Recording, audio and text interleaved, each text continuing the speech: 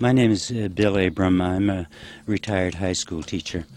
I retired in 1987 to find out why a number of my students were being hit with drugs, and I wondered where those drugs were coming from.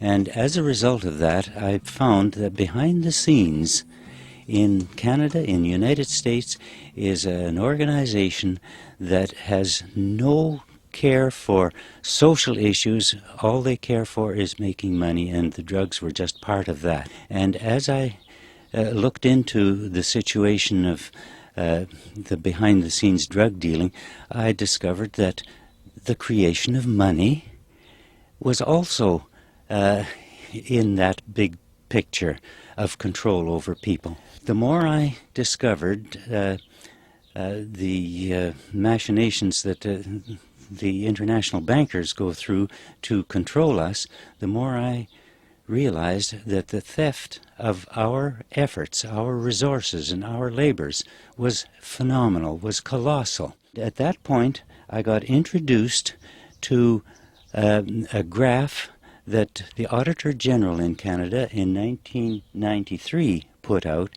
which showed the phenomenal theft that happens as a result of the power of interest and the sleight of hand economics of compounding interest.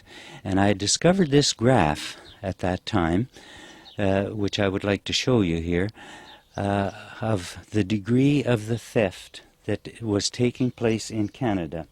Now, this is the Auditor General's report of November 1993, and here in Canada, this would put the sponsorship scandal to absolute shame. The sponsorship scandal does not compare with the theft that happens when a government, instead of borrowing from itself, creating its own money, which only the government has the right to create, they give it over to private entities like the international banks or the private banks. The government prints a bond. The private banks then turn that bond into printed dollars, and then the government borrows those printed dollars back according to the bond. And from way back, 1867 to 1992, when this report was prepared, Canada had to borrow for real spending no more than $37 billion. Yet, in 1993, our national debt stood at $423 billion. $386 billion of that was simply interest on interest. Now, if this isn't an unnecessary theft, I don't know what is. This is billions of dollars we're talking about. If I can fast track right up to today's situation, James Flaherty, our finance minister, has put out this particular booklet. This is last year's financial budget, and our 2007 one has just been approved, but this was sent out to all the members of Parliament across the country. And it's called Canada's New Government, Turning a New Leaf. Now, inside this particular booklet is a statement of how much we pay in interest and how much our national debt is. Now, I have taken the numbers that are here. The interest that we had to pay in 2004-2005 was $34.1 billion on a national debt of $494.4 billion. The next year we paid roughly the same, $33.7 billion. That's 2005, 2006. 2006, 2007, $34.8 billion. And the projected amount we'll pay in 2007, 2008, a total of $137.5 $4 billion will be paid over that 4-year period to bankers from whom we've borrowed the money to buy the goods and services that we need for the country. Now, when you go back in history, you cannot help but find that statements time and time again, money exists not by nature but by law. And if money exists by law, why is it produced by the private banks then? What right do they have? Would you give it to the private banks, or would you give it to the police force? Would you give it to the mafia? Who would you allow to print the money that the nation needs if it is created by law? The only people who have the legal right to create money is the federal government or the government of the people, because they are accountable to the people. And we're only paying out this huge sum of interest because our governments fail to abide by the law and print the money which only they have the exclusive right to. And in Canada, in the Canadian Constitution of 1867, Article 91 states very clearly that only the government has the exclusive right to create the nation's money.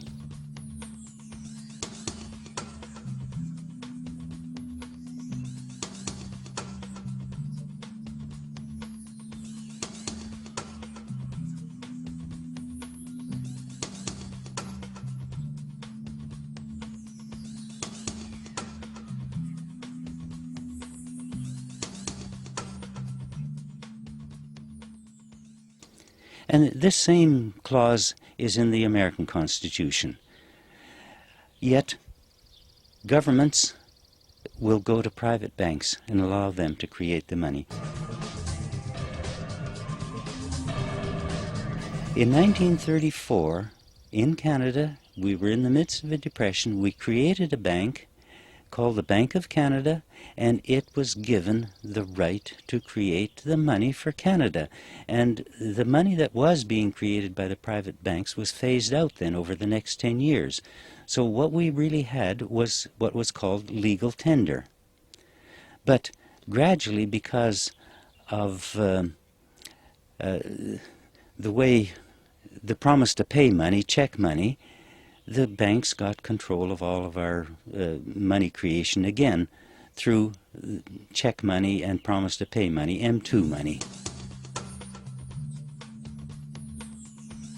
We have the Bank of Canada Act of 1934, and it did spell out clearly that the government should create the money, and the Bank of Canada should lend the money, not lend it, but spend it into existence for social and public projects.